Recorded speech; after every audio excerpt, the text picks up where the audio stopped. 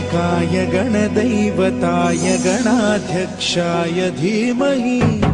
गुणशरीराय गुणमण्डिताय गुणेशानाय धीमहि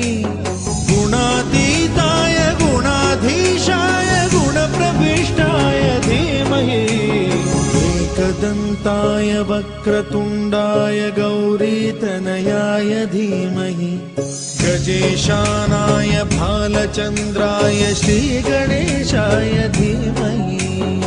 एकदन्ताय वक्रतुण्डाय गौरीतनयाय धीमहि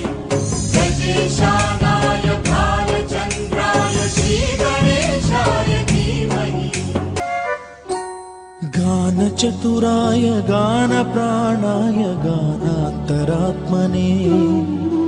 गानोत्सुकाय गानमत्ताय गानोत्सुकमनसे गुरुपूजिताय गुरुदैवताय गुरुकुलस्थायिने गुरुविक्रमाय गुह्यप्रवराय गुरवे गुणगुरवे गुरुदैत्यकलक्षेत्रे गुरुधर्मसदाराध्याय गुरुपुत्रपरित्रात्रे